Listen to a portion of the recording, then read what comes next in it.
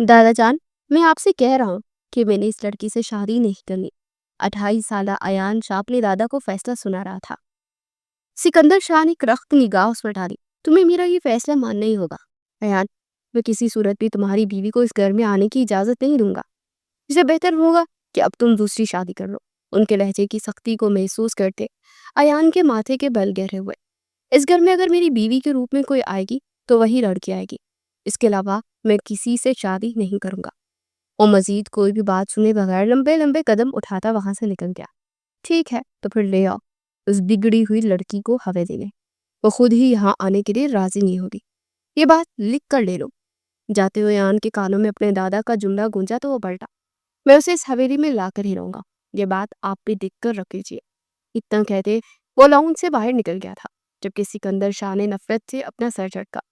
वो सोफे की पुश से टेक लगाते हुए माजी के ख्यालों में खो गए। सिकंदर शाह के दो बेटे नामान सिकंदर और रेहान सिकंदर थे।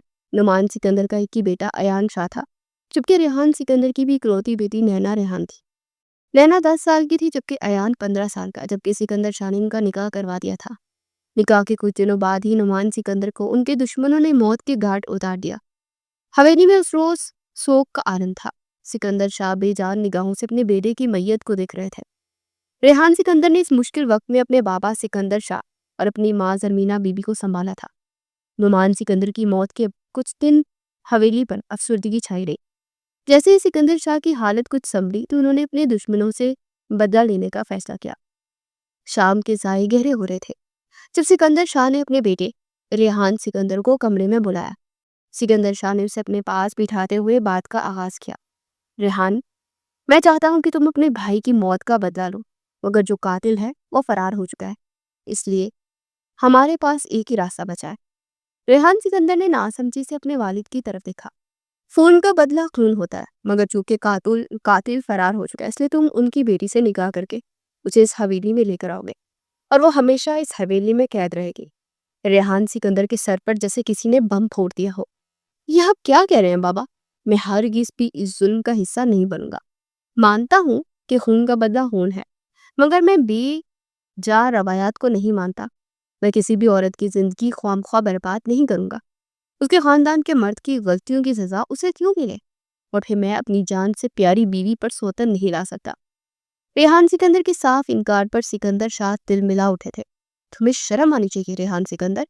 उन्होंने तुम्हारे भाई का कत्ल कर दिया और तुम्हें अभी भी उनके खानदान पर, उनकी औरतों पर तरस आ रहा है। उन्हें तुम्हारी भाभी पर तरस क्यों ना आया? उन्हें तुम्हारे 15 साला भतीजे पर तरस क्यों ना आया? 7 सालों पुरानी दुश्मनी उन्होंने अब चाह कर निकाली और तुम मेरे सामने बैठकर ये जुल्म और नाइंसाफी का रोना रो रहे हो। सिकंदर शाह की आवाज मुसलसल गुस्से से कांप रही थी। रेहान सिकंदर ने बेबसी से उनकी तरफ देखा। यही तो फर्क है बाबा। उन्होंने जुल्म किया है और हम भी बदले में जुल्म करेंगे, तो हम में और उनमें क्या फर्क रह जाएगा? बस इससे आगे मैं एक लफ्ज भी नहीं सुनना चाहता। सिकंदर शाह ने हाथ के इशारे से उसे टोका। मुझे हाँ या ना में जवाब चाहिए। रेहान सिकंदर, तुम उनकी बेटी से निकाह करके इस घर में लेकर आओगे या नहीं?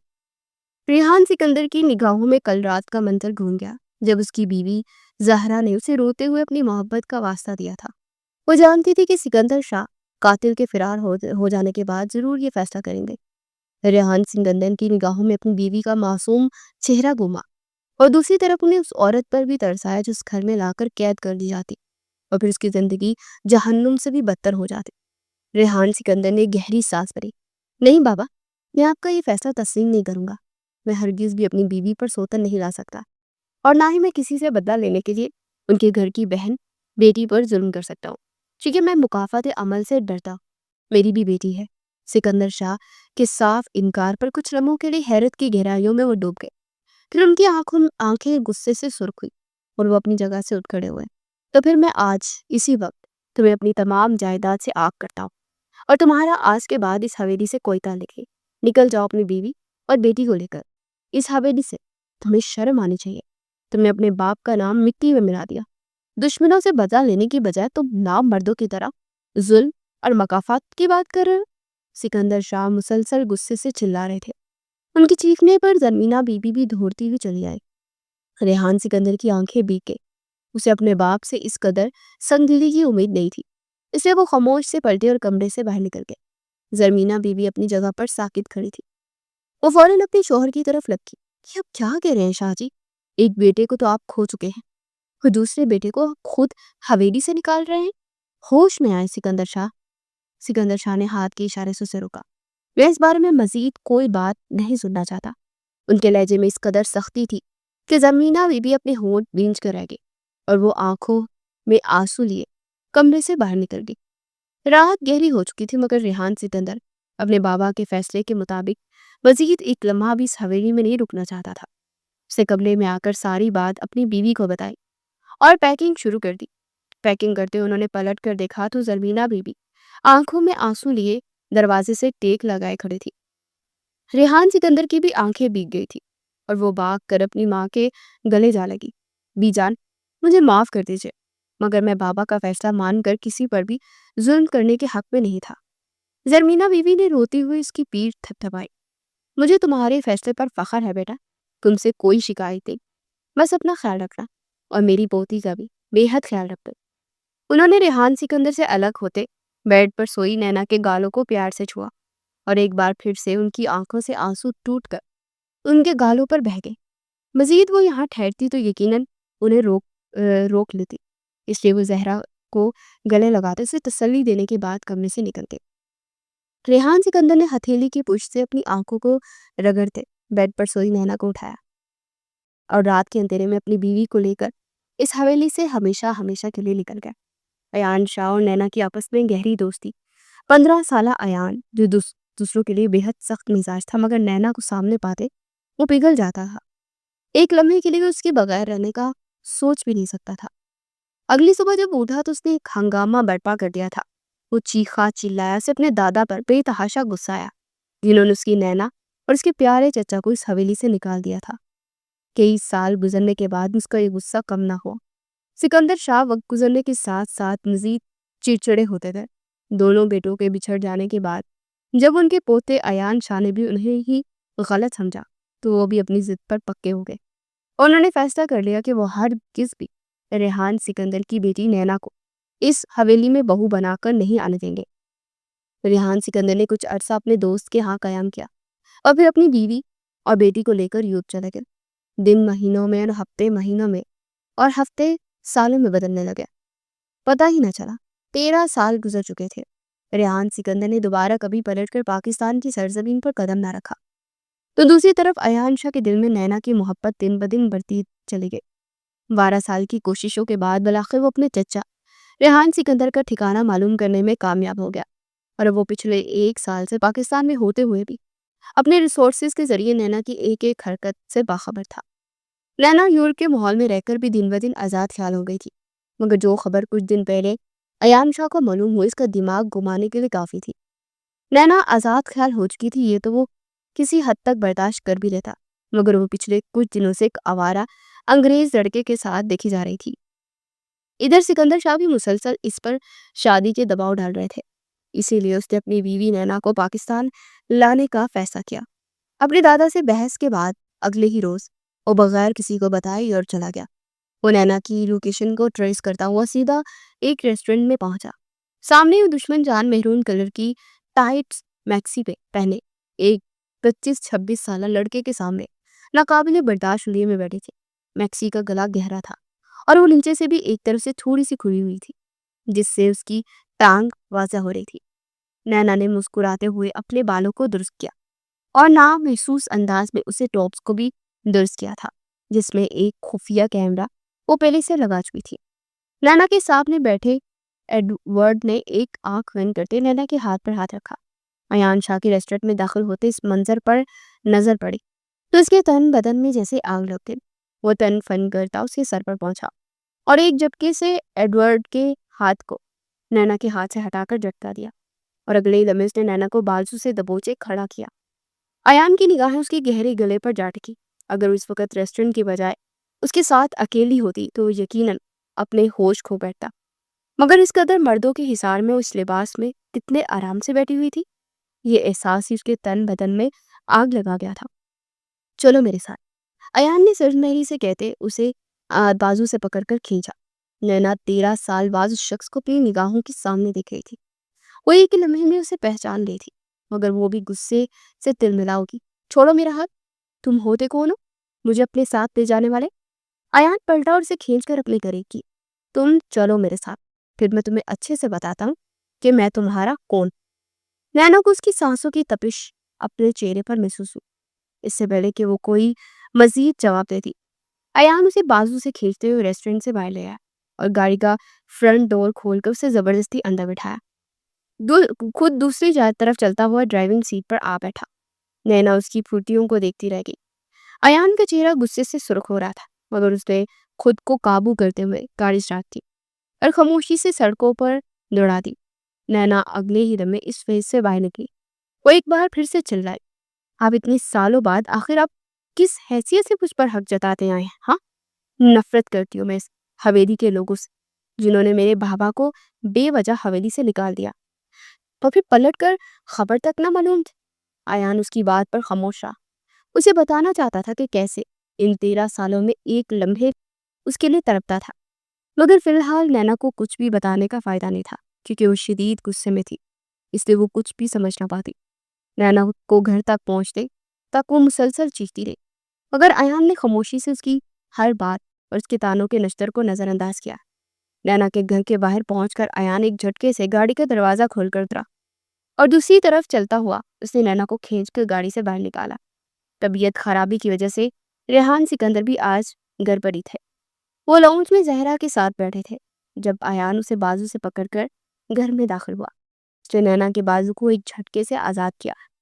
نینا ایک لمحے کے لیے لڑکھڑائی مگر پھر سنبھل گئی۔ آپ اپنی بیٹی کی حرکتوں سے واقف نہیں ہیں چاچا، یہ اس طرح کا لباس پہن کر ایک غیر مرد کے ساتھ۔ اس کی آنکھوں میں آنکھیں ڈالے ریسٹورنٹ میں بیٹھی کیا کر رہی تھی؟ ایان نے بغیر سلام دعا کے اپنا غصہ نکالا۔ ریحان سکندر اسے اتنے سالوں بعد اپنی آنکھوں کے سامنے دیکھ کر حیران رہ گئے، مگر پھر اس کی بات پر انہوں نے اپنا رخ نینا کی طرف موڑا۔ نینا، ایان کیا کہہ رہا ہے؟ کیا یہ سچ ہے؟ نینا نے ان کے سوال کو نظر انداز کیا۔ بابا، آپ مجھ سے تفتیش بعد میں کیجیے گا، وہ میرا ذاتی معاملہ ہے، مگر آپ اس شخص سے پوچھیں کہ یہ یہاں اتنے سالوں بعد کیا کرنے آیا ہے؟ اس کی ہمت کیسے ہوئی ہماری زندگی میں واپس لوٹنے کی؟ آخر ان لوگوں نے خود کو سمجھ کیا رکھا ہے کہ جب یہ لوگ چاہیں گے ہمیں اپنی زندگی سے نکال باہر پھینکیں گے اور جب چاہیں گے اپنی زندگی میں واپس لے آئیں گے؟ ہرگز بھی نہیں۔ مجھے اس حویلی کے ہر فرد سے نفرت ہے، خاص طور پر دادا سکندر اور اس سے سب کے سب بے غیرت۔ اس سے پہلے کہ اس کی بات مکمل ہوتی، ریحان سکندر کا ہاتھ اٹھا اور اپنی بیٹی کے چہرے پر نشان چھوڑ گیا۔ خبردار نینا، جو تم نے اس سے آگے ایک لفظ بھی اپنے منہ سے نکالا، میں نے ایسی تربیت تو نہیں کی تھی تمہاری۔ ریحان سکندر کے لہجے میں دکھ تھا۔ ایان نے ضبط سے اپنی مکھیاں بھیجی۔ نینا نے بے یقینی سے اپنے بابا کی طرف دیکھا۔ بابا، آپ اس شخص کی وجہ سے مجھ پر ہاتھ اٹھا رہے ہیں، لوگوں کی وجہ سے جنہوں نے ہمیں اکیلا چھوڑ دی۔ نینا کی آنکھوں سے آنسو نکل کے اس کے گال پر بہہ گئے۔ ریحان سکندر اس کے آنسو دیکھ کر ایک دم پگھلے۔ میں وہ بات نہیں کر رہا نینا، مگر میں تمہاری ایسی تربیت نہیں کی تھی کہ تم اپنے بڑوں کو گالیاں دو، اس لیے میں دوبارہ تمہارے منہ سے اس طرح کے الفاظ نہ سنوں۔ نینا ابھی تک بے یقینی کی کیفیت پہ کھڑی تھی، پھر وہ ایک دم ایان کی طرف پلٹی۔ بس ہو گئی خوش، یہی چاہتے تھے نا تم؟ آ گئے ہوں پھر سے ہماری زندگیوں کا سکون برباد کر لیں۔ کوئی بھی لحاظ کیے بغیر اسے جلی کٹی سناتی پیر پٹکتی اپنے کمرے میں جا کر بند ہو گئی۔ اس نے دروازہ اس قدر زور سے بند کیا کہ پورے گھر میں اس کی آواز سنائی دی۔ ریحان سکندر ٹھنڈی سانس بھرتے ایان کی طرف پلٹے۔ ایان بیٹا، نینا کی طرف سے میں معذرت چاہتا، اس حویلی کے لوگوں سے سخت بدزن ہے، اس نے ذرا سی زبان دراز ہو گئی ہے مگر دل کی بری نہیں ہے۔ تم کھڑے کیوں ہو؟ آؤ بیٹھو، تم نے آنے سے پہلے بتایا کیوں نہیں؟ ریحان سکندر نے معذرت کرتے ہوئے اسے بیٹھنے کا اشارہ کیا۔ ایان مسکراتے ہوئے ان کے گلے سے جا لگا اور ان سے الگ ہوتے ہوئے وہ ان کے پاس ہی صوفے پر بیٹھ گیا تھا۔ کچھ دیر ادھر ادھر کی باتوں کے بعد ایان مدعے پر آیا۔ چاچو، میں نینا کو اپنے ساتھ پاکستان واپس لے جانا چاہتا ہوں۔ میں چاہتا ہوں کہ اب یہ اپنے اصل میں واپس لوٹ آئے۔ نینا میری بیوی ہے اور اسے اس حویلی میں واپس جانا ہی ہوگا۔ ریحان سکندر اور زہرا ایک لمحے کے لیے اس کی بات پر ہکا بکا رہ گئے۔ مگر ایان، بابا، کیا وہ نینا کو اس حویلی میں بہو کے طور پر قبول کر لیں گے؟ ریحان سکندر کے لہجے میں بے بسی صاف جھلک رہی تھی۔ ایان کے چہرے پر ایک افسردہ سی مسکراہٹ پھیل گئی. دادا جان بےحد ضدی ہے اور غصے کے تیز بھی، مگر میں اپنی بیوی کو اس کا مقام دلانا اچھے سے جانتا ہوں. بس مجھے اجازت دیجیے، میں نینا کو اپنے ساتھ لے جانے کے لیے ہی آیا. ریحان سکندر نے کچھ سوچتے ہوئے اس بات پہ سر ہلایا تھا. ٹھیک ہے ایان بیٹا، جیسے تمہاری مرضی، مگر نینا آسانی سے پاکستان جانے کے لیے راضی نہیں ہوگی. تمہیں پہلے اسے راضی کرنا ہوگا، کیونکہ میں نہیں چاہتا کہ تم اسے زور زبردستی کر کے یہاں سے لے جاؤ. میں اس کی آنکھوں میں ایک آنسو بھی برداشت نہیں کر سکتا. ریحان سکندر کے لہجے میں اپنی بیٹی کے لیے محبت صاف جھلک رہی تھی. ایان کے چہرے کی مسکراہٹ گہری ہوئی. آپ فکر مت کیجیے چاچو، میں ابھی یہی رہوں گا، اور جب تک میں نینا کو راضی نہیں کر لیتا میں اسے اپنے ساتھ لے کر نہیں جاؤں گا. ایان نے انہیں بے فکر کرتے ہوئے تسلی دی، اور اس کی بات پر ریحان سکندر کے چہرے پر اطمینان بڑی مسکراہٹ پھیل گئی. اور بیجان کیسی ہے؟ ریحان سکندر کی آواز بھیگی ہوئی تھی. وہ ٹھیک ہے، بس ذرا سا بیمار رہنے لگے ہے اور آپ کو بہت یاد کرتی ہے. ایان نے مسکراتے ہوئے جواب دیا. ریحان اور زہرا کی آنکھوں کی نمی گہری ہوئی. پھر کچھ دیر کے بعد ادھر ادھر کی باتوں کے بعد ایان کو زہرا ایک کمرے میں چھوڑ آئی کہ جب تک تم یورپ میں رہو گے ہمارے گھر ہی قیام کرنا. ایان شاہ کو ان کی بات پر کوئی اعتراض نہیں تھا. ویسے بھی وہ نینا کے قریب رہ کر اسے سدھارنے کا ارادہ رکھتا تھا. اسے وہ خاموشی سے کمرے میں چلا گیا. رات کو دیر تک وہ بستر پر لیٹا پہلو بدلتا رہا. اس کی نگاہوں میں بار بار نینا کے آنسوں سے بری آنکھیں گھوم رہی تھی. بالآخر وہ اپنی ہلکی سی بوری بیڑ پر ہاتھ پھیرتا اٹھ کر بیٹھ گیا. اس نے لائٹ آن کرتے آس پاس نگاہیں دہرائی، مگر پانی کا جگ خالی پڑا تھا. وہ گہری سانس بھرتا ہوا اٹھا کمرے سے باہر نکل گیا. دبے قدموں چلتا ہوا کچن میں پہنچا، مگر دروازے پر پہنچ کر وہ ٹھٹک گیا. نینا غصے میں دوبارہ کمرے سے باہر نہیں نکلی تھی، اور نہ ہی اس نے ڈنر کیا تھا. اب اسے شدید بھوک کا احساس ہو رہا تھا، جس کی وجہ سے وہ کچن میں آ کر کھانا گرم کر رہی تھی. اس کی پشت ایان کی طرف تھی، اس لیے وہ اس کی موجودگی کو محسوس نہ کر پائی تھی. ایان کچن کی دیوار سے ٹیک لگائے بازو سینے پر باندھے بے باک نگاہوں سے اسے دیکھنے لگا. نینا نائٹ گاؤن میں ملبوس اسی طرح ننگے پاؤں چلی آئی تھی. اس کا خیال تھا کہ اس وقت کون سا گھر میں کوئی جاگ رہا ہوگا. ایان دھیرے سے قدم اٹھاتا اس کے پاس جا پہنچا. اپنے پیچھے کسی کی آہٹ محسوس کرتے نینا پلٹی، مگر سامنے اسے کھڑا دیکھ اس کے چہرے پر غصے کے ساتھ ساتھ شرم کے آثار بھی ابھرے. اس نے ایک نظر اپنے لباس پر ڈالی اور پھر بڑھائی. تم یہاں کیا کر رہے ہو؟ اس کا لہجہ کاٹ کھانے والا تھا. ایان کے چہرے پر مسکراہٹ گہری ہوئی اور وہ 2 قدم مزید اس کی طرف بڑھا. میں تو پانی پینے آیا تھا، مگر مجھے کیا پتا تھا کہ یہاں مجھے میری بیوی مل جائے گی. ایان آنکھ مارتے ہوئے مزید اس کے قریب ہوا. نینا 2 قدم مزید پیچھے ہٹی اور اس نے اپنی انگلی اٹھائی. خبردار، جو میرے قریب مت آنا، اور بہتر ہوگا کہ تم جلدی سے جلد اس گھر سے چلے جاؤ. ایان کا چہرہ ایک دم سنجیدہ ہوا.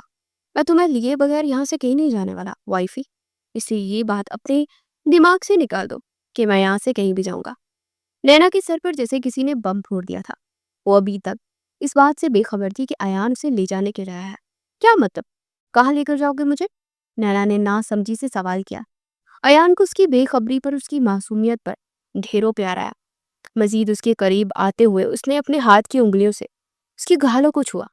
اپنے ساتھ لے کر جاؤں گا واپس پاکستان، اسی حویلی میں جس حویلی کے لوگوں سے تم نفرت کرتی ہو، مگر میں تمہاری اس نفرت کو جلد ہی محبت میں بدل دوں گا. ایان کے چھونے پر نینا کے وجود ایک کرنٹ کی لہر دوڑ گئی تھی اور وہ ایک جھٹکے سے پیچھے ہٹی. یہ تمہاری بھول ہے مسٹر ایان کہ میں تمہارے ساتھ پاکستان واپس جاؤں گی، اور اس حویلی میں تو میں مر کر بھی نہ جاؤں.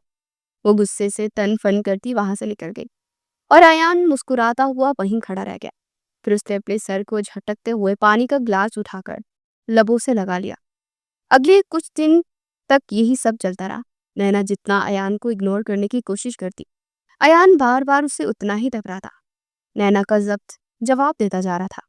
بچپن کی بات الگ تھی. نینا کے دل میں ایان کی بے حد محبت تھی، مگر پھر اتنے سالوں تک جب اس حویلی کے لوگوں نے پلٹ کر ان سے کوئی رابطہ تک نہ کیا تو اس کے دل میں ان لوگوں کے لیے بدگمانیاں پیدا ہو گئی. خاص طور پر ایان کے لیے. اس کی بیوی تھی. وہ ہمیشہ انتظار کرتی رہی کہ ایان اس کے پاس آئے گا اور اپنے ساتھ لے جائے گا، مگر اس نے شاید آنے میں بہت سال لگا دیے تھے. نینا کے دل میں اب اس کے لیے کوئی بھی جذبہ باقی نہ رہا تھا، بلکہ اسے اس حویلی کے لوگوں سے ہی نفرت ہو گئی. وہ کسی قیمت پر بھی ایان کے ساتھ جانے کے لیے تیار نہیں تھی. اگر ایان تڑپا تھا تو وہ بھی کتنے سالوں میں بے حد تڑپی تھی، مگر ایان اب آیا تھا जब उसने इसकी राह देखना ही छोड़ दी थी। उसने अयान को बताने के लिए फिर से एक मंसूबा तैयार कर लिया था। वो चाहती थी कि अयान किसी भी तरह उसे इसके हाल पर छोड़कर वापस चला जाए, क्योंकि वो उसके साथ हर चीज भी नहीं जाना चाहती थी।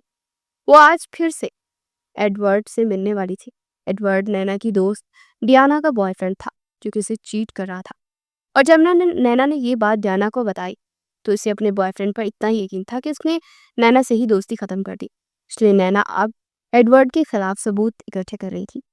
उसे अपने जाल में उलझाकर उसका लोफरानापन डियाना के सामने वाज़ह करना चाहती थी। ब्लैक कलर की गहरे गले की मैक्सी के साथ ब्लैक कलर की हील्स पहनने के बाद अपने लबों को सरख रंग की लिपस्टिक से रंग कर उसने एक आखिरी निगाह आईने में अपने वजूद पर डाली। वो इस कदर हसीन थी कि कोई भी उसे देखे तो पहली ही नज़र में दीवाना हो जाए। और इस तरह तैयार होकर वो मजीद क्यामत डा रही थी। अयान आज सुबह से ही रेहान सिकंदर के साथ कहीं बाहर गया था। उसका ख्याल था कि नैना अब सुधर रही है, क्योंकि नैना ने उसे बात बात पर तपाना छोड़ दिया था और उसकी बातों के बदले में रिएक्ट करना भी छोड़ दिया था। उसका ख्याल था कि नैना का दिल पिघल रहा है, मगर नैना तो यहाँ कोई और ही प्लान बनाए बैठी थी। आधे घंटे की मुसाफत के बाद नैना एक क्लब में पहुंची। दूर बैठे एडवर्ड ने उसे देखकर हाथ के इशारे से अपनी तरफ बुलाया था। नैना चेहरे पर मुस्कुराहट सजाए उसकी टेबल की तरफ बढ़ गई। आसपास के लड़कों की उसे देखकर हैरत से आंखें फैल गई थी, जबकि लड़कियों के चेहरे पर नागवारी फैल गई, क्योंकि वो यहाँ पर सबसे हसीन लग रही थी। उसका लंबा कद मैक्सी में मजीद शाहाना लग रहा था। वो एक अदा से चलती हुई एडवर्ड के सामने टेबल पर जाकर बैठी। उसने मामूल के मुताबिक आज फिर से वही टॉप्स पहन रखे थे और अपने लंबे बालों को पोनी टेल में बांधा हुआ था, ताकि उसे बाल हटाने की कोफत से बचना पड़े। थोड़ी देर बाद एडवर्ड की ऐसी हरकतें रिकॉर्ड कर चुकी थी कि अब उसके पास डियाना को दिखाने के लिए काफी सबूत थे। वो ये सब महज एक तरफ अयान को तपाने के लिए और दूसरी तरफ डियाना को एडवर्ड का असली चेहरा दिखाने के लिए कर रही थी, वरना उसे इस सब में कोई खास दिलचस्पी नहीं थी। मलाखिर उसने इस बात का इख्तिताम किया, ठीक है एडवर्ड, फिर किसी और रोज मिलेंगे, जिस दिन मैं फ्री हूँ जरूर तुम्हें बताऊंगी। नैना ने एक अदा से मुस्कुराते एडवर्ड को मुखातिब किया था, जो कि गहरी निगाहों से उसे देख रहा था। उसकी आंखों में शैतानी चमक थी। अरे ठीक है, जैसे तुम्हारी मर्जी, मगर तुमने अभी तक जूस का एक घूंट भी नहीं पिया। इसे तो पी लो और आराम से बैठो, तुम्हें कौन सा जल्दी है कहीं जाने की। इसे खत्म करके जाओ, वरना मैं नाराज हो जाऊंगा। नैना को मजीद वहां रुकने से कोफत हो रही थी, मगर फिर एडवर्ड को उस पर शक ना हो, इसीलिए उसने जल्दी से ग्लास उठाकर लबों से लगा लिया था और एक ही सांस में खाली कर दी। एडवर्ड उसकी फुर्ती पर हैरान रह गया और फिर उसके चेहरे की मुस्कुराहट गहरी होती चली गई। मेरा ख्याल सही था, तुम्हें वाकई कहीं जाने की जल्दी है ना? एडवर्ड का लहजा तंजिया था, मगर नैना ने उसे नजरअंदाज कर दिया और मुस्कुराते हुए अपनी जगह से उठ खड़ी हुई। इससे पहले कि वो कदम उठाती उसका सर घूमा और वो लड़खड़ाते हुए दोबारा से कुर्सी पर बैठी। उसे खूनख्वार नजरों से एडवर्ड की जाने देखा, जो आंखों में शैतानी चमक लिए अपनी कुर्सी से उठता हुआ उसके करीब आ गया। तुम ठीक नहीं हो, तुमने मुझे बेवकूफ समझ रखा है मिस ब्यूटी। तुम इस खेल में बिल्कुल भी माहिर नहीं हो डार्लिंग। उसे ये कहते हुए उसके कानों में मौजूद टाप्स उतारे और अपने पाँव के नीचे कुचल दिए। नैना ने बेयकीनी से उसे देखा। मैं जो रोज दिन रात लड़कियां लिबास की तरह बदलता हूँ, और इनमें कई तुम्हारी जैसी भी होती है, जो मेरी रेपुटेशन खराब करने के चक्करों में अपना ही नुकसान कर बैठती है। बात की आखिर तक पहुंचते उसने कहका लगाया। म्यूजिक के शोर में उसका कहका दब गया, मगर नैना के कानों में वो जहर बनकर उतरा था। नैना ने एक बार फिर उठने की कोशिश की, मगर उसका सर इस कदर चकरा रहा था कि वो नाकाम हो गई। एडवर्ड आंखों में शैतानी चमक लिए उसके ऊपर झुका और उसके होंठों को अपनी उंगलियों से मसला। आज की रात बहुत मजे की होने वाली है मिस नैना। एशियन ब्यूटी का मजा मैं पहली बार चखूंगा अपनी जिंदगी में। एडवर्ड जानता था कि नैना का ताल्लुक पाकिस्तान से है। वो बेबाक निगाहों से घूरता हुआ उससे पहले कि मजीद कोई हरकत करता, पीछे पीछे से किसी ने उसे बालों से पकड़ कर खींचा और वो एकदम लड़खड़ा कर फर्श पर जा गिरा। नैना ने बंद होती आंखों से अपने सामने जो आखिरी चेहरा देखा, वो अयान का था, और फिर उसके बाद उसका वजूद कुर्सी पर ही एक तरफ को ढलक गया। अयान ने एडवर्ड पर गूंसों की बारिश कर दी। म्यूजिक के तेज शोर में उसके कहकों की तरह उसकी चीखें भी दब कर रह गई। उसका दिमाग ठिकाने लगाने के बाद वो नैना की तरफ पलटा, जो बेहोश हो चुकी थी। اس نے نینا کو اپنے بازو میں بڑھا اور بجلی کی تیزی سے کلب سے باہر نکل گیا۔ ایان بے شک ریحان سکندر کے ساتھ باہر گیا ہوا تھا، مگر اس نے اپنے ایک آدمی کو مسلسل نینا پر نظر رکھنے کا حکم دیا تھا، اور جب اسے خبر موصول ہوئی کہ نینا اس طرح کے لباس میں گھر سے نکلی ہے، اس نے اس آدمی کو سختی سے تاکید کی کہ وہ نینا پر کڑی نگاہ رکھے کہ وہ آ رہا ہے۔ نینا کو لے کر وہ ایک ہوٹل میں چلا آیا تھا۔ وہ ہرگز بھی اس حالت میں سے گھر نہیں لے کر جانا چاہتا تھا۔ اگر ریحان سکندر اور زہرا اپنی بیٹی کو اس حالت میں دیکھ رہے تھے تو انہیں شدید شرمندگی ہوتی، اور ریحان انہیں شرمندہ نہیں کرنا چاہتا تھا۔ وہ ہوٹل کے کمرے میں داخل ہوتے اس نے نینا کو بیڈ پر لٹایا اور خود اپنی پیشانی مسلتا اس کے پاس بیٹھ گیا۔ اگر نینا اس وقت بے ہوش نہ ہوتی تو وہ یقیناً اس کے غصے کا شکار ہو جاتی۔ اسے حیرت ہو رہی تھی کہ نینا ایسے ہی کیسے کر سکتی ہے، بھلے ہی اس حویلی میں پلی بڑی تھی، مگر پھر بھی اسے نینا سے اس قدر بے باکی کی امید نہیں تھی۔ وہ اپنی پیشانی مسلتا ہوا کمرے سے باہر نکل گیا۔ 1 گھنٹے بعد وہ کمرے میں داخل ہوا تو نینا ابھی تک بے ہوش پر تھی۔ اس کی آنکھوں میں کچھ لمحے کے لیے حیرت ابھری، اور پھر وہ بھاگ کر بیڈ کے قریب پہنچا۔ اس نے نینا کی نبض ٹٹولی۔ اس کا خیال تھا کہ وہ کچھ ہی دیر میں ہوش میں آ جائے گی، مگر وہ ابھی تک بے ہوش پڑی تھی۔ نینا کی نبض بے حد دھیرے سے چل رہی تھی۔ نینا کے آدھے چہرے کو اس کے بالوں نے چھپا رکھا تھا۔ ایان نے فکر مندی سے اس کے چہرے سے بال ہٹائے، مگر اس کے چہرے پر نگاہ پڑتی اس کی قدموں تلے سے زمین کھسک گئی تھی۔ نینا کے ناک سے خون کی ہلکی سی لکیر نکل کر اس کے ہونٹوں سے ہوتے ہوئے اس کی تھوڑی تک جا پہنچی تھی۔ ایان کے ہاتھ کانپے۔ اس نے نینا کو ایک دم سے اٹھا کر اس کا چہرہ تھپتپایا۔ نینا اٹھو، کیا ہوا ہے تمہیں؟ اس کا لہجہ کانپ رہا تھا، مگر نینا ابھی تک بے ہوش تھی۔ جب اسے روم میں لے کر آیا تھا تب تو وہ بالکل ٹھیک تھی، مگر ہوش میں آنے کے بجائے اس کی طبیعت مزید بگڑ گئی تھی۔ وہ اسے باہوں میں اٹھائے جلدی سے باہر نکل آیا۔ کچھ ہی دیر بعد اسے لے کر ہسپتال پہنچ گیا تھا۔ رات کے 9 بج گئے تھے۔ نینا کو فوری طور پر ایمرجنسی روم میں لے جایا گیا۔ ایان باہر کرسی پر بیٹھا اپنے سر ہاتھوں میں تھامے بیٹھ گیا۔ اسے سمجھ نہیں آ رہی تھی کہ وہ ریحان سکندر اور زہرا چاچی کو اس بات سے آگاہ کیسے کرے یا پھر بے خبر رکھے۔ اس نے فیصلہ کیا کہ فی الحال کچھ نہ بتایا جائے۔ ڈاکٹر روم سے باہر نکلی تو وہ ان کی طرف لپکا۔ ڈاکٹر صاحبہ، کیا ہوا ہے؟ میری بیوی ٹھیک تو ہے نا؟ ڈاکٹر نے اس کی طرف دیکھ کر اسے تسلی دی۔ فی الحال ہم کچھ بھی نہیں کہہ سکتے، ان کا نروس بریک ڈاؤن ہوا ہے۔ وہ شدید ذہنی اذیت سے گزر رہی تھی، مگر ہمیں مزید ان کے ٹیسٹ کرنے ہوں گے تاکہ سب کچھ کلیئر ہو سکے۔ ایان کو لگا جیسے کسی نے اس کے سر پر آسمان گرا دیا ہو۔ اس نے بے یقینی سے اسبات میں سر ہلایا اور پھر دوبارہ سے کرسی پر ڈہ گیا۔ ڈاکٹر اسے خاموشی سے دیکھ کر وہاں سے چلی گئی تھی، کیونکہ ان کے پاس بھی فی الحال کہنے کو کچھ بھی نہیں تھا۔ ایان مزید ریحان سکندر اور زہرا کو اس بات سے بے خبر نہیں رکھ سکتا تھا۔ تھوڑی ہی دیر بعد اس نے کال کر کے انہیں ساری سچویشن سے آگاہ کر دیا تھا۔ ریحان سکندر اور زہرا کے تو جیسے ہاتھ پاؤں ہی پھول گئے تھے۔ ایان اس بات کو گول کر گیا تھا کہ نینا اس کلب میں ایڈورڈ سے ملنے گئی تھی، بلکہ اس نے بہانہ بنایا کہ وہ اپنے دوستوں کے ساتھ تھی، اور اس نے شاید دوستوں کے اصرار پر پہلی بار نشہ کیا تھا، جس کی زیر اثر وہ بے ہوش ہو گئی۔ کچھ گھنٹوں کے بعد نینا کو ہوش آیا تو ایان نے اور زہرا اور سکندر کمرے میں داخل ہوئے۔ نینا نے دھیرے سے آنکھیں کھولی تو اپنے والدین کو سامنے دیکھ کر اس کی آنکھوں میں خوف کا تاثر ابھرا۔ اسے لگا شاید ایان نے انہیں سب کچھ بتا دیا۔ وہ ہرگز بھی یہ نہیں چاہتی تھی کہ ایڈورڈ سے ملنا تو اس کا محض ایک پلان کا حصہ تھا، ورنہ اسے اس میں کوئی دلچسپی نہیں تھی۔ اس کا دماغ اب مکمل طور پر کام کر رہا تھا۔ وہ بے بسی سے ایان کی طرح دیکھ رہی تھی۔ اس سے پہلے کہ وہ کچھ کہتی، ریحان سکندر نے اس کے چہرے کو اپنے ہاتھوں میں بھرا۔ نینا، میرے بچے، کس چیز کی ٹینشن ہے تمہیں؟ ہم کیا ہوا ہے تمہیں؟ میں تمہارا باپ نہیں، تمہارا دوست ہوں۔ تمہیں ہر چیز میرے ساتھ شیئر کرتی تھی نا، اب کیا ہو گیا تمہیں؟ ہم ایسا بھی کیا ہوا جو تمہیں اندر ہی اندر کھائے جا رہا ہے؟ نینا نے نا سمجھی سے ان کی طرف دیکھا۔ یہ بات سچ تھی کہ جب سے ایان یورپ آیا تھا وہ شدید ذہنی اذیت میں تھی۔ ایک طرف ایان کی محبت تھی تو دوسری طرف اس کی انا۔ دن بھر وہ اسی اذیت لے رہتی کہ آخر وہ کس چیز کو چنے۔ اگر وہ ایان سے محبت کرتا تھا تو اتنے سالوں تک اس سے بے خبر کیوں رہا؟ وہ نہیں جانتی تھی کہ ایان نے اسے ڈھونڈنے کے لیے کیسے در در کی خاک چھانی تھی، اور پھر 1 سال سے وہ مسلسل اس پر نظر رکھے ہوئے تھا۔ وہ کسی بھی مشکل میں پڑتی تو اسے چٹکیوں میں اس کو مشکل سے نکال دیتا، مگر وہ اس سب سے بے خبر تھی۔ اسے یاد تھا تو صرف اتنا کہ ایان نے اتنے سال پلٹ کر اس کی خبر بھی نہ لی، مگر ایان کے روز بروز بڑھتی ضد نے اسے مزید ذہنی اذیت میں مبتلا کر دیا تھا۔ یہ نروس بریک ڈاؤن شاید اسی کا نتیجہ تھا۔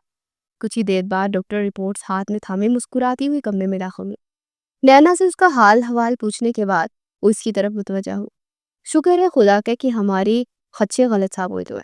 آپ کی بیٹی محض کسی ذہنی ٹینشن نہیں مبتلا تھی، اپنے نشے کی اوور ڈوز کی وجہ سے یہ بے ہوش ہو گئی تھی، لیکن خطرے کی کوئی بات نہیں ہے، یہ بالکل ٹھیک ہے۔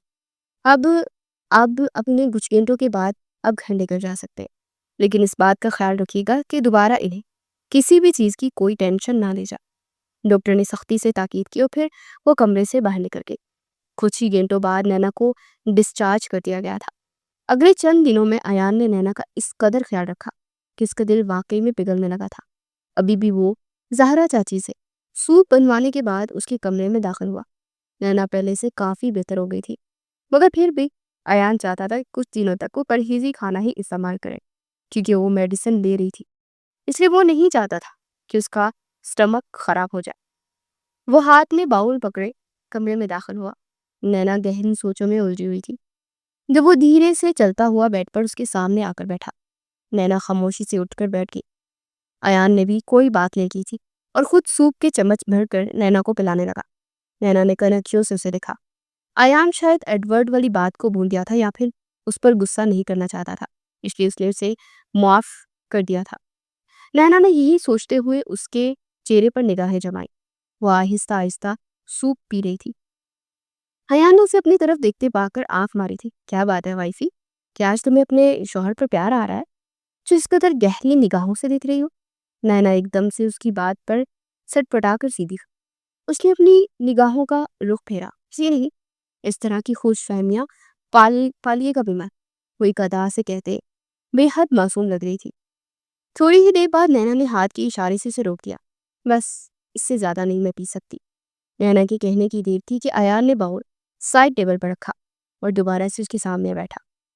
میں جانتا ہوں میں نے کچھ خوش فہمی نہیں پال رکھی، بلکہ میری نینا مجھ سے واقعی بے حد محبت کرتی ہے۔ ایان کی آواز اس قدر خمار سے بڑھی ہوئی تھی اور اس کے لہجے میں ایسا یقین تھا کہ نینا ایک لمحے کے لیے اس کی آنکھوں میں کھو سی گئی تھی۔ ایان نے اس کا ہاتھ اپنے ہاتھوں میں لیا، اس کے مزید قریب ہوا۔ ایان کے پرفیوم کی خوشبو نینا کے حواسوں پر چھا رہی تھی۔ ایان نے اپنا ماتھا اس کے ماتھے کے ساتھ لگایا۔ نینا، میں جانتا ہوں کہ تم مجھ سے ناراض ہو، مگر شاید تم اس بات سے واقف نہیں ہو کہ میں تمہارے لیے کتنا تپا ہوں۔ 13 سال میں کوئی ایک دن بھی ایسا نہیں گزرا جب میں نے تمہیں ڈھونڈنے کی کوشش نہیں کی۔ 1 سال پہلے تقریباً میری ملاقات ریحان چچا کے پرانے دوست سے ہوئی تھی۔ تم لوگوں کے جانے کے بعد انہوں نے بھی وہ شہر چھوڑ دیا تھا، ان کی کوئی اور مجبوری تھی، مگر شاید میری قسمت بری تھی کہ میں نے اتنے سال تم سے ملنے کے لیے تڑپنا تھا اور بہت سالوں بعد شہر میں لوٹے تھے۔ میری ان سے ملاقات ہوئی تو مجھے پتہ چلا کہ تم لوگ یہاں آ چکے ہو، اور پچھلے 1 سال سے میں مسلسل تم پر نظر رکھے ہوئے تھا۔ شاید تمہیں یاد ہو پچھلے 1 سال سے تمہاری زندگی میں جو بھی مشکلات آئی تھی، میں نے پوری کوشش کی تھی کہ میں تمہیں کسی بھی مشکل میں نہ پڑنے دوں۔ تم بے حد نادان ہو گئی ہو نینا، ورنہ تم تو میرے علاوہ کسی کی نگاہوں بھی اپنے وجود پر برداشت نہیں کر سکتی تھی۔ نینا ایان کی بات پر پوٹ کر رو دی۔ وہ سچ ہی تو کہہ رہا تھا۔ وہ ایسی کب تھی جیسی وہ یہاں آ کر بن چکی تھی، چڑچڑی، بے باک اور زبان دراز۔ وہ خود ہی آگے بڑھی اور ایان کے گلے رکھے۔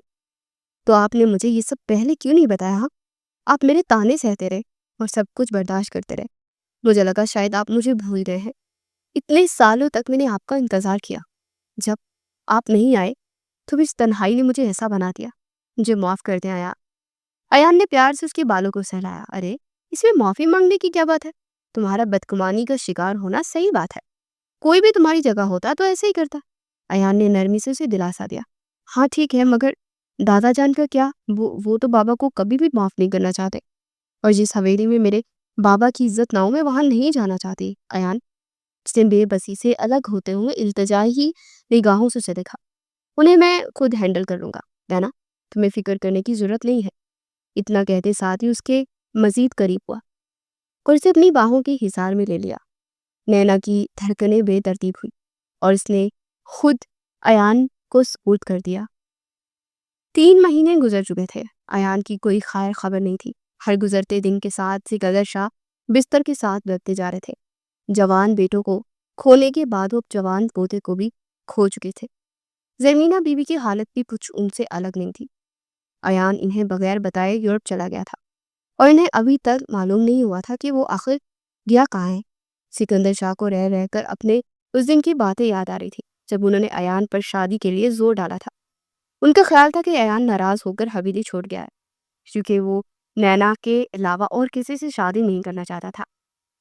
ماضی کے تمام خیالات سارا دن ان کے دماغ میں گھومتے رہتے اور انہیں اپنے فیصلوں پر اب شدید پچھتاوا ہو رہا تھا۔ ایان نے گھر کے ایک خاص ملازم کے ساتھ مل کر یہ منصوبہ بنایا تھا۔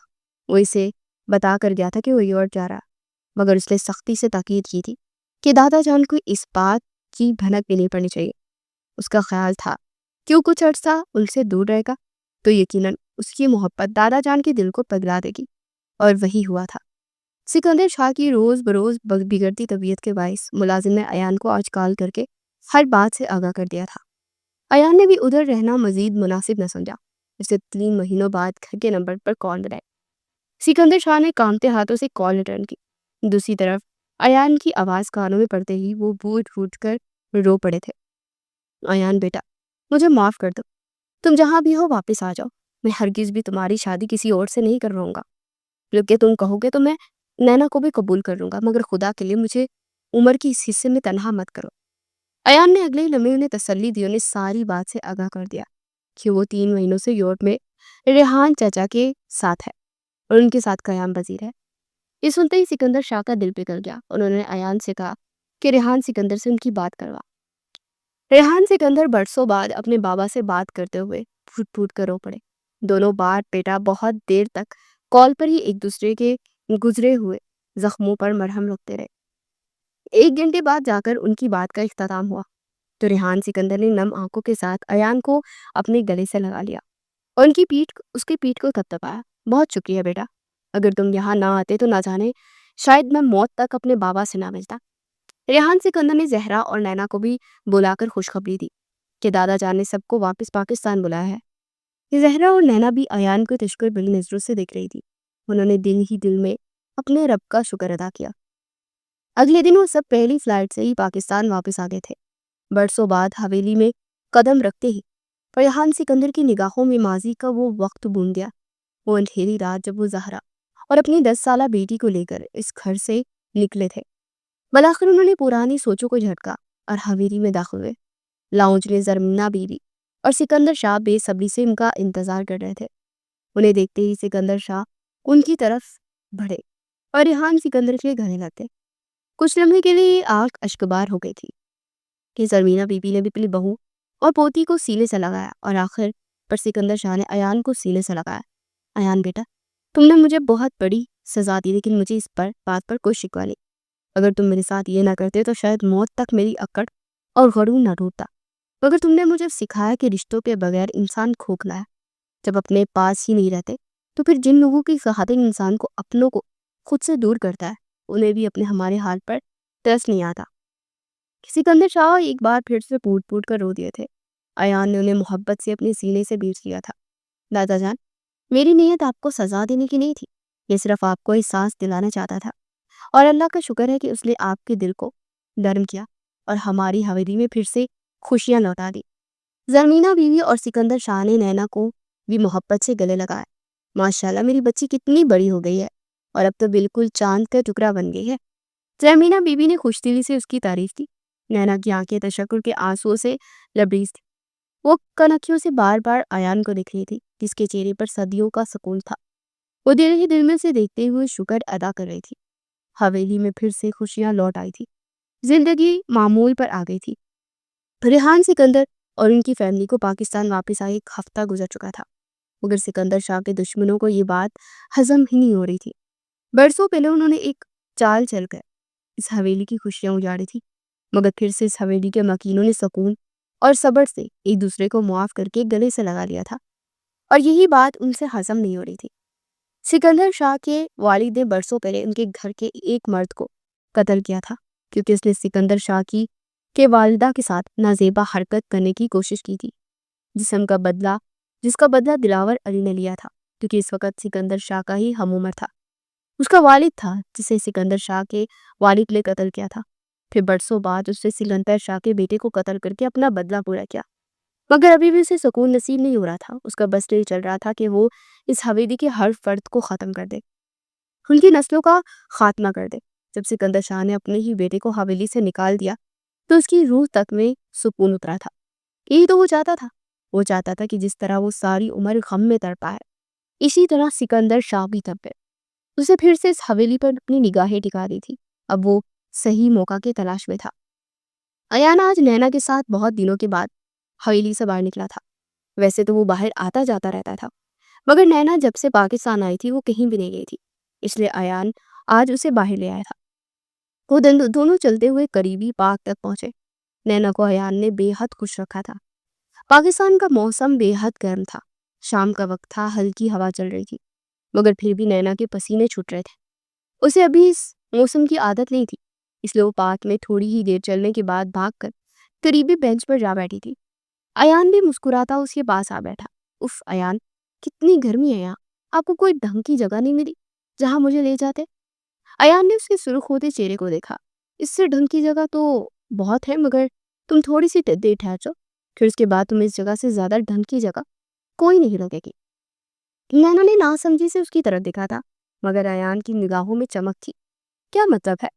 مطلب چھوڑو, تم یہی بیٹھو, میں تمہارے لیے آئس کریم لے کر آتا ہوں. وہ اس کے سوال کو نظر انداز کرتا ہوا وہاں سے اٹھ کر قریب کے آئس کریم پارلر میں چلا گیا تھا. وہ ان کے علاقے سے تھوڑا دور شہر کے آغاز کا ایک پارک تھا جہاں ہر طرح کی سہولت موجود تھی. کچھ ہی دیر بعد ایان آئس کریم لے آیا تو وہ دونوں خاموشی سے کھیلتے ہوئے بچوں کو دیکھنے لگے. نینا کچھ ہی دیر میں آس پاس کے لوگوں کو دیکھتے دیکھتے کھوسی گئی تھی. شام کا ڈوبتا سورج اور ہلکی ہوا اب گرمی کی شدت بھی بہت حد تک کم کر چکی تھی. ہلکی پھلکی باتوں کے بیچ وقت گزرنے کا احساس ہی نہ ہوا. اندھیرا پھیلنے لگا اور آہستہ آہستہ پارک خالی ہوتا جا رہا تھا. نینا نے ایان کو مخاطب کیا, ایان, ہمیں بھی اب چلنا چاہیے, ہمیں واپس حویلی بھی جانا ہے, اور رات کے وقت جانا ٹھیک نہیں ہے. ایان نے مسکرا کر اس بات میں اشارہ لایا. ہاں لیکن تھوڑی دیر اور. نینا خاموش ہو گئی. تھوڑی دیر بعد ایان واش روم کا بہانہ بنا کر وہاں سے اٹھ کر چلا گیا. پارک اب بالکل خالی ہو چکا تھا اور اندھیرا بھی گہرا ہو گیا تھا. نینا کو ڈر لگا. ابھی مشکل سے 5 منٹ ہی گزرے تھے جب ایک دم سے پارک میں تمام پودوں اور پھولوں کی کیاریوں میں لائٹس جگمگا گئی. نینا ایک لمحے کے لیے اس جادوئی منظر میں کھو سی گئی. وہاں موجود ہر درخت اور چھوٹے بڑے پودوں کو لائٹ سے ڈیکوریٹ کیا گیا تھا, جو کہ دن کی روشنی میں نظر نہیں آ رہے تھے, مگر اب ایک دم سے ساری لائٹس آن ہوئی تھی اور نینا حیرت کے مارے آنکھیں پھاڑے یہ سب کچھ دیکھ رہی تھی. وہ دھیرے سے اٹھتے ہوئے پارک کے بیچ میں کھڑی ہو گئی تھی. اچانک سے بیچ میں کسی نے اسے اپنی آغوش میں بڑھ کر اس کے کان میں سرگوشی کی تھی. Happy anniversary dear wife. Ayaan نے اس کے کانوں میں سرگوشی کرتے ہوئے اس کے بالوں کو گردن سے ہٹایا اور اس کے گردن پر اپنے ہونٹ رکھے تھے. ایان کی گستاخی سے نینا کی دھڑکنیں تیز ہوئی, مگر وہ ابھی تک حیرت میں مبتلا تھی.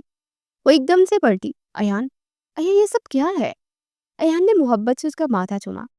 اس دن ہمارا نکاح ہوا تھا نینا, تمہیں شاید یاد نہ ہو, مگر میں وہ شام آج تک نہیں بولا. تقریباً شام کا یہی وقت تھا جب دادا نے اچانک ہمارے نکاح کا فیصلہ کیا تھا, اور پھر کچھ ہی دیر میں ہمارا نکاح ہو گیا تھا. تم اس وقت نکاح کے مفہوم سے بھی واقف نہ تھی, مگر مجھے کچھ حد تک اندازہ تھا کہ آخر نکاح کیا ہے. تم نہیں جانتی, گزرے ہوئے 13 سالوں میں ہر شام اس پارک میں آ کر بیٹھتا تھا, اور یہیں اس بینچ پر بیٹھ کر میں تمہاری یاد میں روتا تھا. جب سب اپنے گھروں کو لوٹ جاتے تھے تو میں یہیں بیٹھا رہتا تھا. یہاں کا ہر درخت, ہر پودا میری اس طرف سے واقف ہے, مگر آج تم میرے ساتھ ہو اس سال کی شام گزارنے کے لیے. مجھے اس سے بہتر اور کوئی جگہ نہ لگی. ایان کے جذبات میں ایسی شدت تھی کہ نینا یک تک اسے دیکھنے لگی, اور پھر اس کی آنکھوں کے کنارے نم ہو گئے. وہ شدت سے ایان کے گلے سے لگ گئی تھی. ایان نے بھی اسے اپنی باہوں میں بھیج کر محسوس کیا. آج بھی اس کی آنکھوں میں آنسو تھے, مگر یہ آنسو خوشی کے تھے. تھوڑی ہی دیر بعد ایان اس سے الگ ہوا اور ایک فون کال پر ویٹرز نے وہیں پر کرسی اور میز کا انتظام کیا. ایان نے نینا کے ساتھ وہاں کینڈل لائٹ ڈنر کیا. نینا ایان کو پا کر بے حد خوش تھی.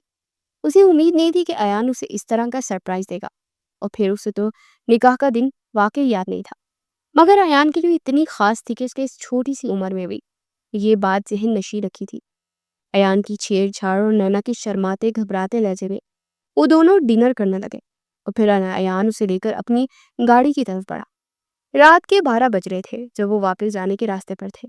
ان کا علاقہ شہر سے زیادہ فاصلے پر نہیں تھا، مگر پھر بھی شہر اور ان کے علاقے کے بیچ جو سڑک تھی وہ بے حد سنسان تھی۔ وہ اپنے علاقے سے تھوڑا ہی دور تھے جب ایک گاڑی ان کی گاڑی کے سامنے آ کر رکی تھی۔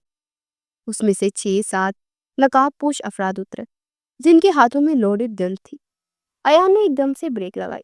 نینا کے چہرے پر خوف کے تاثرات پھیل گئے اور اس نے ایان کی طرف جھکتے ہوئے اس کے بازو کو مضبوطی سے تھام لیا۔ ایان نے اسے تسلی دی، ڈور مت بند کرنا، کچھ نہیں ہوگا، یہ شاید عام سے لٹیرے ہوں گے۔ مگر نینا مسلسل خوف سے کانپ رہی تھی۔ وہ لوگ گاڑی سے اتر کر فوراً ان کی گاڑی کی طرف آئے۔ وہ دونوں طرف سے گاڑی کے دروازے کھول کر انہیں باہر نکالا۔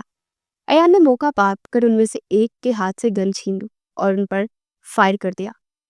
دوسرے ساتھی اس کے لیے تیار نہیں تھے۔ ایان کا رخ اس شخص کی جانب تھا جس نے اس پر فائر کیا تھا۔ اس کے فائر کرتے ہی دوسرے فوراً سے نینا کو گھسیٹتے اپنی گاڑی تک لے گئے تھے۔ انہوں نے نینا کے منہ پر ہاتھ رکھا تھا تاکہ اس کی چیخوں ایان کے کانوں تک نہ پہنچ پائے۔ یہ سب کچھ چند سیکنڈ میں ہوا۔ ایان پلٹا، اس سے پہلے کہ وہ موقع کی نزاکت سمجھتا ان میں سے ایک نے گولی چلائی جو سیدھی ایان کے کندھے پر لگی۔ اس کے پاس نگاہیں دہرائی تو نینا کہیں نہیں تھی۔ ان لوگوں نے نینا کو اپنی گاڑی میں دھکیل دیا تھا اور وہاں سے نکل گئے تھے۔ ایان نے فوراً اندھا دھند فائرنگ کی مگر اب اس کا کوئی فائدہ نہ تھا۔ نینا! ایان چیخا مگر گاڑی اس کی نگاہوں سے دور ہوتی چلی گئی۔ ایان نے فوراً گاڑی میں بیٹھتے ایک نمبر پر کال ملائی۔ ہاں راشد سنو، ہمارے علاقے کی طرف ایک گاڑی جا رہی ہے، فوراً اسے روک لو، اگر وہ گاڑی نکل گئی تو میں تمہاری جان لے لوں گا۔ دوسری جانب اس کے خاص ملازم نے فوراً ہدایت پائی اور باقی ملازمین کو ساتھ لیے گاڑیوں کا ایک قافلہ علاقے کی بیرونی سڑک کی طرف بڑھا۔ ایان نے بھی گاڑی فل سپیڈ سے دوڑائی اور گاڑی ابھی تک اس کی نظروں سے اوجھل نہیں ہوئی تھی۔ وہ مسلسل تیز رفتاری سے گاڑی چلا رہا تھا۔ کندھے میں گولی لگی تھی اور خون بہہ رہا تھا مگر اسے صرف نینا کی فکر تھی۔ دوسری طرف ایان کے خاص آدمی گاڑیاں بگاتے ہوئے اس سڑک پر پہنچ چکے تھے۔ ان لوگوں کو ایان سے اس پھرتی کی توقع نہیں تھی۔ اب وہ گاڑی ایان کے آدمیوں نے گھیر لی تھی۔ ایان بھی تھوڑی دیر میں وہاں پہنچ گیا تھا۔ نقاب پوش افراد نے نینا کے سر پر بندوق رکھ کر گاڑی سے باہر نکل کر دھمکی دی کہ خبردار جو کسی نے ہمارے قریب آنے کی کوشش کی تو اس لڑکی کو جان سے مار دیں گے۔ دلاور علی نے اپنے آدمیوں کو حکم دیا کہ وہ اس گھر کے کسی بھی فرد کے کسی بھی طرح کی زندہ پکڑ کر لا اور خود اسے دردناک موت دے کر پھر اس کے ٹکڑے سکندر شاہ کی حویلی بھجوانا چاہتا تھا مگر اس کے آدمی اسے بری طرح پھنس چکے تھے۔ ایان غصے سے ان کی طرف پڑا مگر جب اس نے نینا کے سر پر بندوق دیکھی تو اس کے قدم رک گئے۔ اس نے اپنے آدمیوں کو پیچھے ہٹنے کا حکم دیا۔ میری بیوی کو میرے حوالے کر دو، میں تم لوگوں کو جانے دوں گا۔ ان میں سے ایک شخص چلایا، ہمیں پاگل سمجھ رکھا ہے؟ اگر ہم تمہاری بیوی واپس کر دیں گے تو تم ہم سب کو مار ڈالو گے۔ اس کے لہجے میں ہلکا سا خوف تھا۔ ایان نے اسے یقین دلایا کہ میں وعدہ کرتا ہوں تمہیں زندہ جانے دوں گا۔ وہ شخص جانتا تھا کہ شاہ حویلی کے لوگ کر جاتے ہیں مگر وعدہ نہیں توڑتے۔ ایان نے اسے وعدہ دے دیا۔ اس کی آنکھوں کی چمک بڑھی مگر دوسرے آدمی فوراً گھبرائے۔ انہوں نے ایک اس ساتھی کی طرف رخ پھیرا۔ تو پاگل ہو گیا ہے، اس نے صرف تیری جان بخشنے کا وعدہ کیا ہے اور ہمارا کیا؟ موقع کا فائدہ اٹھاتے ایان نے اپنے آدمیوں کو اشارہ کیا۔ وہ تیزی سے قریب پہنچے اور خاموش انداز میں حملہ کر کے نقاب پوشوں کو قابو میں کر لیا۔ اب وہ سب لوگ ایان کے آدمیوں کے شکنجے میں تھے۔ ایان کا سر چکرا رہا تھا، اس کا خون بہت زیادہ بہہ گیا تھا مگر وہ تیزی سے نینا کی طرف بڑھا۔ نینا روتے اس کے گلے سے لپٹ گئی مگر ایان کے بازو سے خون نکلتا دیکھ اس کی آنکھیں دھندلا گئی۔ ایان نے اسے اپنے گلے لگایا تھا کہ وہ ایک دم لڑکھڑا کر گر پڑا۔ نینا چیخی، ایان! اس نے ایان کو سنبھالنے کی کوشش کی۔ ایان کے آدمی تیزی سے بڑھے، ان میں سے 2 لوگوں نے ایان کو اٹھا کر ایک گاڑی میں ڈالا اور ہسپتال کی جانب لے گئے، جبکہ ایان کے دوسرے آدمیوں نے چند ملزموں کو زندہ پکڑ کر باندھا اور 2 آدمی نینا کو گاڑی میں بٹھا کر حویلی کی طرف لے آئے تھے۔ نینا کو حویلی چھوڑنے کے بعد سکندر شاہ اور ریحان شاہ کو سارے معاملات سے مطلع کیا گیا تھا اور پھر سب کو لے کر ہسپتال پہنچے۔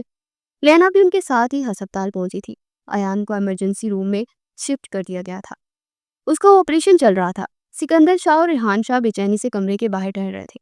जब डॉक्टर कमरे से बाहर आए तो डॉक्टर ने उन्हें परेशान देकर तसल्ली दी। अल्लाह का शुक्र है कि उनकी जान बच गई है, मगर खून बहुत ज़्यादा बह गया था, इसलिए इन्हें होश में आने में कुछ वक्त लगेगा। चंद घंटे लग सकते हो। और वहां से चले गए। काफ़ी घंटों के बाद जब अयान को होश आया तो वो सब उसके कमरे में दाखिल हो रहे थे। सबको फिक्रमंद देखकर उसके चेहरे पर हल्की सी मुस्कुराहट फैल गई थी। उसके बाजू पर गोली लगी थी, मगर वो काफ़ी बेहतर था। उसने उठकर बैठने की कोशिश की, मगर चक्कर आने की वजह से वो दोबारा लेट गया। उठने की ज़रूरत नहीं है। सिकंदर शाह और रेहान आगे बढ़ते उसे लेटने रहने की हदायत करने लगे। नैना भी उसके पास ही आंखों में आंसू देख रही थी। थोड़ी देर बाद सिकंदर शाह और रेहान शाह ने उससे सारे मामले की तफसील ली और फिर कमरे से बाहर निकल गए। जमीना बीवी की तबीयत कल से ख़राब थी, इसलिए किसी ने भी उन्हें इस हादसे की खबर नहीं दी थी। वो हवेली में ही दवा के असर सो रही थी। रेहान और सिकंदर शाह ने मुलाजमीन को सख्ती से ताकीद की थी कि उन्हें इस हादसे की खबर ना दी जाए। अब कमरे में नैना और अयान के अलावा और कोई नहीं था। नैना दौड़ती हुई उसके पास पहुंची और बेड पर लेटने के से अंदाज में उसके सीने पर सर रख के मुसलसल हिचकियों समेत रो रही थी। अयान ने एक हाथ से उसके बालों को सहलाया। अरे बेगम, गोली से मेरी जान तो नहीं गई, मगर तुम्हारे इन आंसुओं से जरूर चली जाएगी। नैना ने फौरन उसके मुंह पर हाथ रखा। अल्लाह ना करे, क्या बातें कर रहे हो? नैना के लहजे में फिक्र थी। मजाक कर रहा हूँ आई थी। फिर उसने नैना की नाक पर अपना नाक रगड़ा। नैना ने मुंह बसोरा।